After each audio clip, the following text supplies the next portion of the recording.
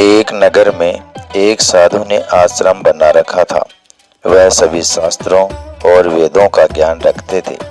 साधु महाराज के पास दूर दूर से लोग अपना भाग्य दिखाने के लिए आते थे। महाराज जिन लोगों का भी भाग्य बताते थे वह बात सच साबित होती थी। उनके भाग्य में क्या लिखा हुआ है, भूतकाल, भविष्य और वर्तमान तीनों कालों का ज्ञान रखते थे। उसी राज्य में एक राजा और रानी रहते थे। रानी धर्म और आस्था में बहुत विश्वास रखती थी। उनके संतान नहीं थी। रानी ने राज्य के लोगों से सुना था कि नगर में एक साधु है जो किसी का भी भाग्य बता देते हैं कि उनके भाग्य में क्या लिखा है। रानी ने सोचा कि क्यों ना हम भी एक बार साधु के दर्शन कर आए, और अगली सुबह वह राजा के साथ साधु से मिलने के लिए निकल जाती है। वे दोनों साधु के आश्रम आकर रोने लग जाते हैं। साधु दोनों को चुप कराते हुए पूछते हैं, बेटा तुम्हें क्या दुख है, मुझे बताओ, मैं कोई ना कोई हल जरूर निकाल लूंगा। तब राजा कहता है, महाराज हमारे कोई संतान नहीं है। यह दुख हम दोनों को हर दिन अंदर ही अंदर खाता रहता है। हमने आपका बहुत नाम सुना है, इसलिए हम आपके पास आए हैं। आप हमारा भाग्य देखकर बताओ कि हमारे जीवन में पुत्र सुख है या नहीं। साधु कहते हैं, तुम चिंता मत करो, और साधु रानी को आश्रम के मंदिर से 2 सेब ला कर देता है और कहता है, इनको आप दोनों पति पत्नी खा लेना, तुम्हें अवश्य ही संतान की प्राप्ति होगी। उसके बाद दोनों महात्मा जी को प्रणाम करके अपने महल में आ जाते हैं। 1 साल बाद उनके घर पुत्र का जन्म होता है। राजा और रानी बहुत खुश हो जाते हैं। राजा रानी से कहता है कि क्यों ना हम साधु को महल में बुलाकर उनकी सेवा करें। राजा साधु को महल में बुलाते हैं और उनकी सेवा करते हैं, और राजा अपने बेटे का नामकरण करवाता है और उनके बेटे का नाम शंकर रखते हैं। तब भी राजा कहता है, गुरुदेव आप हमारे बच्चे का भविष्य देखकर बताओ कि हमारा पुत्र जीवन में क्या करेगा। साधु कहता है, अभी इसको बड़ा होने दो, जब इसकी आयु 8 वर्ष की हो जाएगी तब इसको मेरे पास लेकर आना, मैं इसका भाग्य अवश्य बता दूंगा। यह बोलकर साधु वहां से चले आते हैं। धीरे धीरे समय गुजरता गया और राजा का बेटा 8 वर्ष का हो गया। एक दिन राजा अपने बेटे को लेकर साधु के आश्रम जाते हैं तो वह देखते हैं कि वहां लोगों की भीड़ लगी हुई थी। तब राजा का लड़का राजा से पूछता है, पिताजी यह सब क्या हो रहा है। तब राजा अपने बच्चे को बताता है कि यह साधु त्रिकालदर्शी है, इनको भविष्य का पता चल जाता है। ये सब लोग अपने अपने भविष्य का पता करने यहाँ आए हुए हैं। तब राजा का लड़का साधु के पास जाता है और कहता है, महाराज आप मेरा भी भविष्य देखो ना। उस छोटे से बालक की बात सुनकर गुरुदेव पहले तो मना कर देते हैं, लेकिन बाद में बच्चे की जिद पर मान जाते हैं और उससे कहते हैं, बेटा मैं तुम्हारा भविष्य देखता हूँ, तुम मेरे सामने आकर बैठ जाओ। फिर साधु उसका भविष्य देखने लगता है। साधु ने अपने ग्रंथ को खोला और फिर राजा पुत्र के हाथ को देखा। जब उसने गणना की तो साधु ने देखा कि राजा के पुत्र का विवाह तो एक निम्न कुल की कन्या के साथ होना लिखा है। जब उसने यह देखा तो वह सोचने लगा कि अब क्या होगा, यह जाति से उच्च कुल का राजा और इसके पुत्र का विवाह निम्न कुल की लड़की से होगा। यदि ऐसा हो गया तो यह कहीं का नहीं रहेगा, अपना मुंह दिखाने लायक भी नहीं रहेगा। साधु यह सब बात बता देता है। राजा यह सुनकर कहता है, नहीं नहीं, मैं ऐसा नहीं होने दूंगा। जब मैंने जान लिया तो मैं भाग्य को बदल दूंगा। साधु ने कुछ और गहराई से उस ग्रंथ को देखा और उसकी गणना की तो उससे पता चला कि उसी नगर में नदी के किनारे एक धोबी का परिवार रहता है और उसके परिवार में अब तक 4 पुत्रियों का जन्म हो चुका है। और जो धोबी की चौथे नंबर की कन्या है, जिसकी उम्र मात्र 4 साल की है और जिसका नाम धोबी ने पार्वती रखा है। राजा के पुत्र का विवाह उस लड़की से होगा। यह सब साधु राजा को बताता है तो राजा ने सोचा, मैं अपने पुत्र के भाग्य को जरूर बदलूंगा। मैं इसमें समर्थ भी हूँ। जब मैंने अपने पुत्र के भाग्य को जान ही लिया है तो मैं इसके भाग्य को बदल भी सकता हूँ। राजा कहता है, महाराज, मैं भी आज देखता हूँ कि भाग्य बड़ा है या मैं बड़ा हूँ। तब वह राजा ब्रह्मा जी के लिखे हुए विधान को बदलने के लिए चल देता है और चलते चलते राजा उस धोबी के घर पहुंच जाता है। जब धोबी ने देखा कि राजा उसके द्वार पर खड़े हैं तो उसने राजा का बड़ा ही आदर सत्कार किया और कहने लगा, गरीब की कुटिया में आप पधारे हैं, यह तो मेरे लिए सौभाग्य की बात है। राजा कहने लगा, हे धोबी, मैं किसी उद्देश्य से तुम्हारे पास आया हूँ। मैं तुमसे यह जानना चाहता हूँ कि तुम्हारे घर में किसी 4 साल की कन्या ने जन्म लिया है। तो धोबी कहने लगा, हाँ महाराज, हमारे घर में एक पुत्री ने जन्म लिया है जिसकी आयु अभी 4 वर्ष है। राजा ने कहा, क्या उसका नाम पार्वती है? तो धोबी ने कहा, जी महाराज, उसका नाम पार्वती है। राजा ने कहा, मेरा गुरु त्रिकालदर्शी है, उन्होंने मुझे कुछ मंत्र दिए हैं। मैं तो इस रास्ते से जा रहा था तो मैंने देखा तुम घर पर तो संकट आने वाला है। जब तक तुम्हारी सबसे छोटी पुत्र तुम्हारे घर में रहेगी तब तक तुम्हें पुत्र की प्राप्ति नहीं होगी। यदि तुम अपने घर के आंगन में पुत्र खेलता हुआ देखना चाहते हो तो तुम्हें अपनी छोटी पुत्री को अपने घर से निकालना होगा। राजा के ऐसे वचनों को सुनकर धोबी बोला, महाराज, अभी तो वह नवजात बालिका है, उसकी आयु तो मात्र 4 वर्ष की है। मैं उसे ऐसी हालत में कहाँ छोड़ सकता हूँ। राजा ने कहा, जब मैं तुम्हें यह बता सकता हूँ तो मैं तुम्हारी सहायता भी कर सकता हूँ। तुम एक काम करो, तुम अपनी इस कन्या को मुझे दे दो, मैं इसका पालन पोषण करूँगा और जब यह बड़ी हो जाएगी तो मैं अच्छा सा वर ढूंढकर इसका विवाह भी कर दूंगा। फिर वह धोबी पुत्री को लालसा में अपनी नवजात पुत्री को उस राजा को दे देता है। राजा मन ही मन बहुत खुश होता है और उस छोटी सी कन्या को लेकर चल देता है। चलते चलते राजा सोचता है कि इस कन्या को मैंने मार दिया तो मुझे बाल हत्या का पाप लग जाएगा। फिर उस कन्या से छुटकारा पाने के लिए वह राजा एक लोहार के पास जाता है और उस लोहार से एक लकड़ी का एक छोटा सा बक्सा बनवाता है और उस बक्से में वह उस नवजात कन्या को सुलाकर नदी के जल में प्रवाहित कर देता है। राजा सोचने लगता है कि यह बक्सा कुछ दूर ही जाएगा और अपने आप में ही डूब जाएगा और यह लड़की भी मर जाएगी। इस तरह इससे मेरा पीछा छूट जाएगा और मुझे बाल हत्या का पाप भी नहीं लगेगा। और वह राजा अपने घर चला जाता है।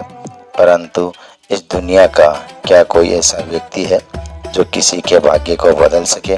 क्योंकि उस लड़की के भाग्य में जीवन लिखा हुआ था, जिस कारण से वह बक्सा उस नदी के जल में नहीं डूबता है और नदी उसे बहाते हुए एक गांव के पास किनारे पर ले जाती है।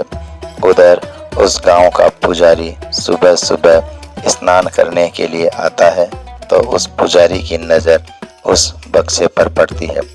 जब पुजारी उस बक्से को खोलता है तो वह देखता है कि बक्से के अंदर बहुत ही सुंदर कन्या लेटी हुई अपने पैर के अंगूठे को चूस रही है। पुजारी संतानहीन था और ईश्वर से रोज संतान प्राप्ति की प्रार्थना करता था। उस बच्ची को देखकर पुजारी सोचने लगा कि ईश्वर ने मेरे लिए इस पुत्री को मेरी संतान बनने के लिए भेजा है।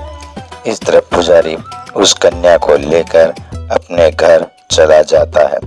जब पुजारी अपने घर पहुंचा और उस पुत्री को अपनी पत्नी को दिखाया तो उसकी पत्नी कहने लगी, आप यह किसकी पुत्री ले आई? यह तो बहुत ही सुंदर है। तो पुजारी कहने लगा, ईश्वर ने हमारी प्रार्थना स्वीकार कर ली और इस कन्या को हमारी संतान के रूप में हमारी झोली में डाल दिया। आज से हमारी यह इकलौती पुत्री है। इसका हम बड़े अच्छे से पालन पोषण करेंगे और इसे अच्छे संस्कार देंगे। इसे किसी भी चीज की कोई कमी नहीं होने देंगे। इस प्रकार पुजारी और उसकी पत्नी उस कन्या का पालन पोषण करने लगे। समय गुजरा और समय के साथ साथ वह कन्या भी बड़ी हुई। जैसे जैसे वह लड़की बड़ी होती गई वैसे वैसे उसकी सुंदरता में चार चांद लगने गए। वह इतनी सुंदर थी जैसे कोई इंद्रदेव की अप्सरा हो। फिर जब लड़की थोड़ी और बड़ी हुई तो एक दिन पुजारी की पत्नी ने अपने पति से कहा, सुनते हो, हमारी बिटिया अब बड़ी हो गई है और इसके विवाह की भी उम्र हो गई है। आप कहीं जाकर वर ढूंढकर हमारी बिटिया की शादी कर दो। पत्नी की यह बात सुनकर पुजारी अपनी इकलौती पुत्री के लिए वर देखने के लिए चल देता है। जब आसपास में उसके लायक कोई वर नहीं मिलता तो पुजारी अपनी पुत्री के लिए वर की तलाश करते करते उसी राजा की नगरी में पहुंच जाता है। वहां जाकर लोगों से पूछते हैं कि यहाँ कोई ऐसा राज परिवार है जिसका कोई पुत्र विवाह के योग्य हो तो बताओ। नगर के लोग उस राजा के बारे में बताते हैं जिसने उस लड़की को नदी में बहा दिया था। उनका बहुत ही संस्कारी परिवार है और राजा का एक इकलौता पुत्र है और उसकी उम्र भी विवाह के योग्य है। पुजारी जी, आपकी बात राजा के पास बन जाए तो आपकी पुत्री बहुत ही सुखी रहेगी। उन लोगों की बात सुनकर पुजारी उस राजा के घर अपनी बेटी की शादी करने के लिए चल देता है। जब वह राजा के महल में पहुंचे और राजा से मिले, जब पुजारी ने अपनी पुत्री की सुंदरता के बारे में बताया और राजा को अपने आने का मकसद बताया कि मेरी एक पुत्री है और उसका विवाह हम आपके पुत्र के साथ करना चाहते हैं, तो राजा भी बड़ा खुश हुआ कि चलो, मेरे पुत्र के जो भाग्य में लिखा था अब वह बदल गया है और एक पंडित अपनी पुत्री की शादी के लिए मेरे पास आया है। वह राजा उस ब्राह्मण की उस बिटिया से अपने पुत्र की शादी करने के लिए तैयार हो जाता है और फिर विवाह का समय निश्चित भी हो जाता है। पुजारी खुशी खुशी अपने घर चला जाता है और अपनी पत्नी से सारी चर्चा करता है। फिर कुछ दिन बाद वह दिन भी आ जाता है जिस दिन पुजारी की पुत्री और उस राजा के पुत्र की शादी होनी होती है। राजा अपने पुत्र की बारात लेकर उस पुजारी के गांव की तरफ चल देता है और सोच रहा था कि मैंने अपने पुत्र का भाग्य बदल दिया, जो उस साधु ने कहा था। लेकिन राजा को पता नहीं था कि विधाता का कोई लिखा हुआ भाग्य मिटा सकता है क्या। उसे विधाता भी नहीं मिटा सकते, जो लिख दिया वह तो अटल है। जैसा जिसके भाग्य में लिख दिया वैसा तो होकर ही रहता है, चाहे कोई कितने भी जतन कर ले, लेकिन भाग्य का लिखा कोई नहीं मिटा सकता। इस तरह आज उसी धोबी की कन्या का आज पुजारी की पुत्री बनकर उस राजा के बेटे के साथ विवाह करने के लिए तैयार हो रही है, जिसे उस राजा ने पानी में बहा दिया था। फिर उस लड़की का विवाह उस राजा के बेटे के साथ हो जाता है और इस तरह वह कन्या राजा के राज्य में आ जाती है। राजा का पुत्र सुंदर सी पत्नी पाकर खुश था। पुजारी की पुत्री सुंदर सा पति पाकर खुश थी और राजा इस बात से खुश था कि मैंने अपने पुत्र का भाग्य बदल दिया। एक दिन किसी कार्य से उस राजा के पुत्र को राज्य से कुछ दिनों के लिए बाहर जाना पड़ता है। एक दिन राजा अपने बेटे की बहू को लेकर उसी साधु के आश्रम जाते हैं। आश्रम में पहुंचकर साधु को प्रणाम करते हैं और बताते हैं कि महाराज, मैंने विधि के विधान को भी बदल दिया। यह सुनकर महाराज हंसने लगते हैं। राजा साधु को हंसता हुआ देख पूछते हैं, आप हंस क्यों रहे हो? तब साधु राजा को बताते हैं कि यह वही लड़की है जिसको तुमने नदी में बहा दिया था। यह सुनकर राजा का पसीना छूटने लगा। उसने सोचा, यह तो वही धोबी की लड़की है जिसे मैंने मरने के लिए नदी में प्रवाहित कर दिया था। फिर यह मेरे घर में मेरी पुत्रवधू बनकर कैसे आ गई? उसने पार्वती से कहा, पुत्री, तुम अपने पिताजी की इकलौती पुत्री हो ना? तो वह कन्या बोली, जी पिताजी, मेरे असली माता पिता तो बड़े दुष्ट थे। उन्होंने मुझे 4 वर्ष की अवस्था में ही नदी में प्रवाहित कर दिया था और जो मेरे नए माता पिता है उन्होंने मुझे नया जीवन दान दिया। जिस दिन से मुझे नया जीवन दान मिला है तब से यही मेरे माता पिता है। जब राजा ने यह साबित कर लिया कि यह वही धोबी की लड़की है तो राजा ने पार्वती से निजात पाने के लिए एक युक्ति निकाली और अपने बेटे की बहू से बोला, बेटी, तुम पहली संतान पुत्र पाना चाहती हो तो मेरे साथ तुम्हें गंगा नदी में स्नान करना होगा। जब राजा और पुत्रवधू गंगा नदी पर पहुंचे तो राजा ने अपने हाथ से एक अंगूठी निकाली और उस अंगूठी को दिखाते हुए गंगा में फेंक दिया और पार्वती से कहा, बेटी, जिस दिन तुम्हें यह अंगूठी मिल जाए उसी दिन तुम अपने ससुराल आ सकती हो। यदि यह अंगूठी नहीं मिली तो तुम अपने पुजारी पिता के घर चली जाना। यदि तुम मेरे घर आ गई तो तुम अपने पति को खो दोगी, इसलिए तब तक तुम्हें कहीं नहीं जाना है जब तक तुम्हें यह अंगूठी न मिल जाए। यदि तुम मेरे वचनों को मानोगी तो तुम्हें अवश्य ही पुत्र की प्राप्ति होगी और तुम्हारा भाग्य भी जाग उठेगा। ऐसा कहकर राजा उसको गंगा नदी के किनारे छोड़कर वापस अपने राज्य को लौट गया। पार्वती ने काफी प्रयास किया लेकिन अंगूठी नहीं मिली। जब अंगूठी नहीं मिली तो वह बेचारी एक रास्ते की तरफ चल दी, क्योंकि ना तो वह अपने पिता के घर जा सकती थी और ना ही अपने पति के घर जा सकती थी। फिर चलते चलते जब वह आगे बढ़ी तो सामने से एक राजपूताना परिवार आता हुआ दिखाई दिया जो अपने गांव की तरफ जा रहा था।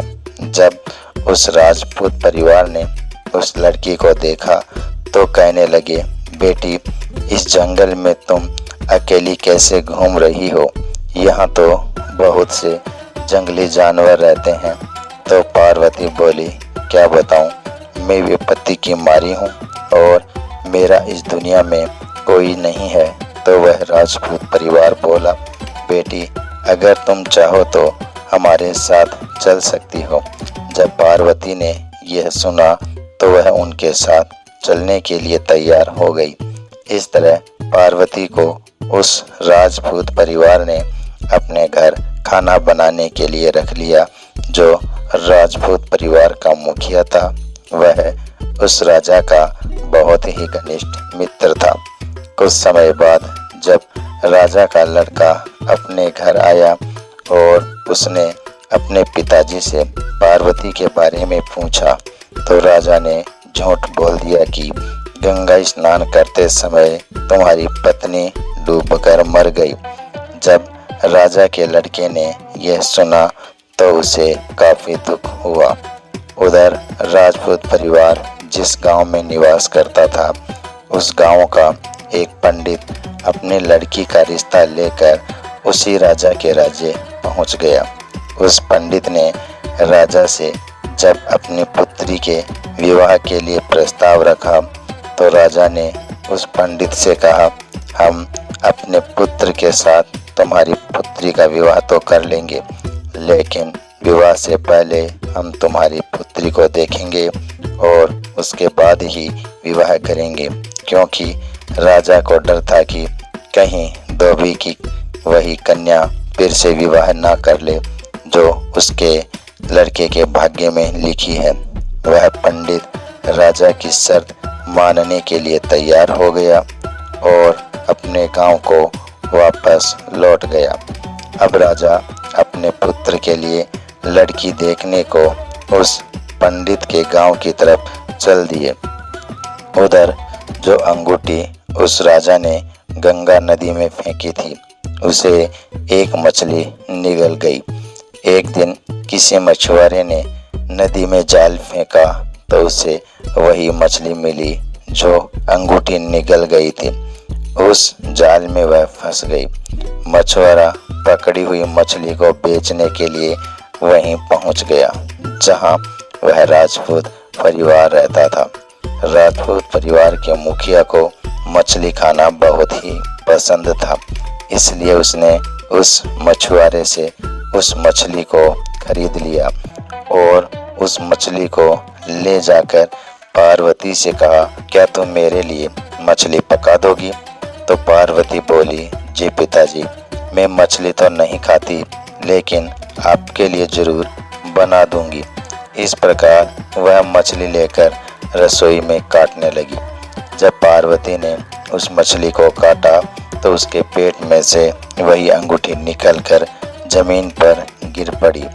जब पार्वती ने उस अंगूठी को देखा तो वह पहचान गई और अंगूठी पाकर बहुत खुश हुई।